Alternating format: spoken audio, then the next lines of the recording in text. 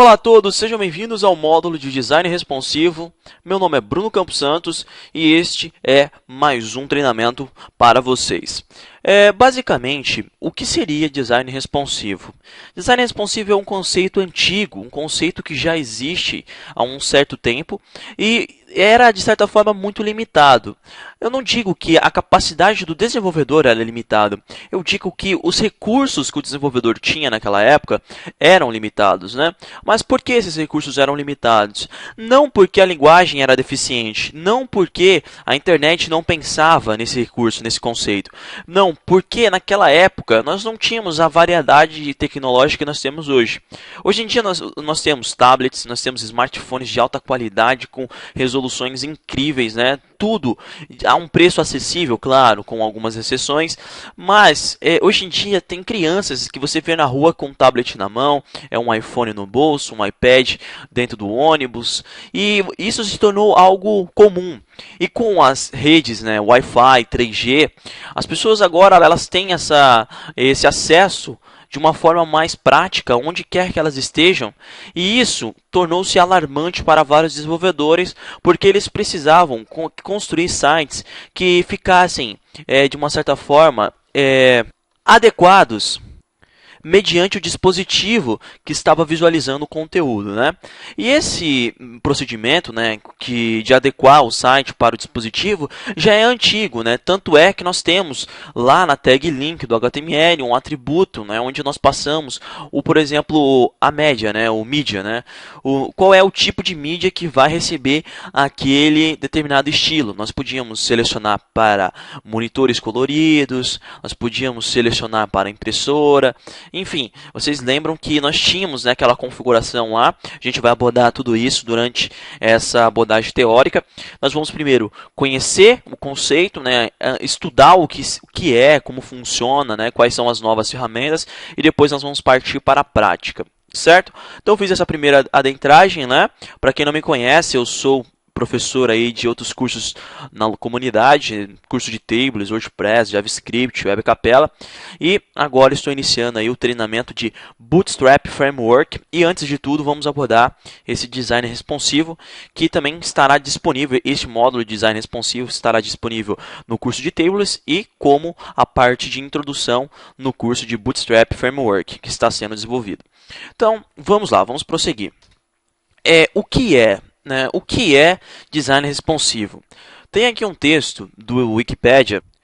Ele é bem formal, mas atinge com uma coerência, né, o que é mesmo, e é isso que importa, né? Basicamente, o web design responsivo é uma abordagem de web design destinada a elaborar sites para fornecer uma ótima experiência de visualização, fácil leitura e navegação com o mínimo de redimensionamento e visionamento, para uma ampla gama de dispositivos, de monitores de computador a telefones celulares.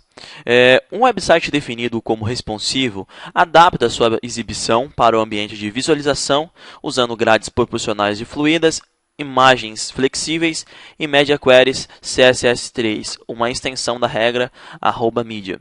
Galera, como vocês podem ver, nós temos aqui então um texto bem robusto, com uma definição bem interessante, só que o que acontece? Nós vamos destacar desse texto alguns pontos, nós vamos abordá-los individualmente. Então vamos prosseguir, né? Problemas, né?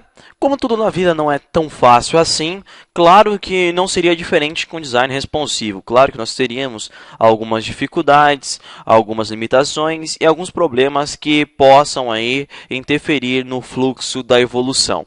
Quem seria esse camarada aí que desencadeia sempre essas discussões relacionadas à web? Quem é esse camarada que sempre prejudica o mundo de evoluir? Quem é esse camarada aí que sempre atrasa a internet? Nosso amigo Internet Explorer, né? Para se desenvolver um layout responsivo, hoje contamos com uma infinidade de recursos, desde frameworks, Bootstrap, Foundation e etc., até mesmo as linguagens em si. HTML5 e CSS3 são requisitos básicos para a utilização de algumas ferramentas que nos auxiliam no desenvolvimento responsivo, porém o grande dilema é: o que fazer com o Internet Explorer? A versão 6, a 7, a 8? enfim, o navegador em si. O que fazemos com o nosso amigo Internet Explorer, né? A ideia do mundo hoje em dia mudou, né? Antigamente as empresas priorizavam muito. Nós desenvolvemos sites cross-browser, nós desenvolvemos sites compatíveis com todos os navegadores, mas o mundo evoluiu e com a evolução do mundo, né, nós tivemos aí uma nova evolução desse critério. Hoje em dia nós temos empresas que estampam no seu site, nós não desenvolvemos sites para versões do Internet Explorer abaixo da 8, a menos que você tenha um argumento muito bom para isso. Afinal de contas, né, quem é que tem o Internet Explorer 6 instalado na máquina, né? Se hoje em dia o próprio Windows atualiza ele para você. Então, se você habilitou lá atualizações automáticas, o Windows vai lá e atualiza o Internet Explorer e você não tem que sofrer com a versão 6. Poxa, ele não consegue converter a transparência de uma imagem PNG.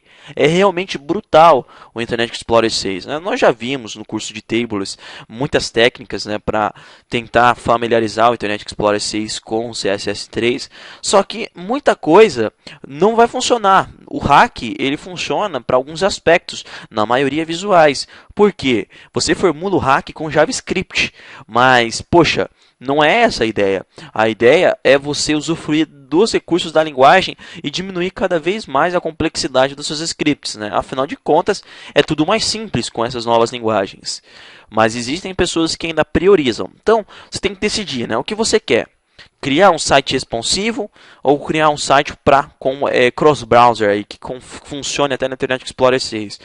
Você pode falar assim, Bruno, eu não posso fazer os dois, um site responsivo que funcione no Internet Explorer e funcione no Chrome e tudo mais. Você pode sim, só que você vai ter mais trabalho e você não vai usar dos recursos do HTML5 e CSS3, você vai ter que usar recursos do JavaScript. Isso quer dizer o seguinte, que você vai calcular a largura e altura da sua página, não, acho que só a largura já basta, a largura da sua página, e mediante a largura atual você vai reconfigurar os elementos, vai ser trabalhoso, muito trabalhoso, mas se for realmente um objetivo você consegue alcançar. Certo? Prosseguir aqui com a nossa abordagem, né? E agora nós iremos passar aqui para uma outra etapa, né? Como era? Como funcionava antigamente? Quais eram os recursos, né? Quais eram os recursos? Como os desenvolvedores trabalhavam com esse aspecto, com esse conceito, com essa metodologia? Anos atrás, o recurso utilizado pelos desenvolvedores era o MediaType, que possibilitava a utilização de diferentes estilos mediante algumas configurações do dispositivo utilizado. Resumindo, através da detecção do dispositivo, o CSS ideal era selecionado e aplicado. Então era bem simples, né? Não tinha segredo. De acordo com a configuração do dispositivo, um CSS era selecionado e aplicado. Para quem não conheceu esses media types, né, nós temos a tag link do HTML, que importa o CSS, né, e nós temos um atributo chamado media. E dentro daquele atributo media, nós passávamos um determinado type. Então, esse é o famoso media type. E lá nós passávamos valores como screen, color, all, print, enfim, eram vários tipos. E nós criávamos várias folhas de estilo e uma folha de estilo para cada tipo de mídia. Então, por exemplo, eu criava uma folha de estilo para screen, outra para impressão, print, né? E tinha outras, né, para televisão, né, para monitores com alta definição. Enfim, era bem limitado, você não tinha um controle, era bem limitado.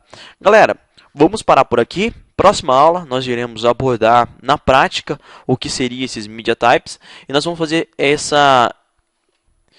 processo, né? Vamos tornar esse módulo bem intercalado. Então eu abordo a teoria, já mostro na prática e assim fica muito mais prático, você consegue fixar o conteúdo. Então, até a próxima aula, onde nós iremos falar sobre media types.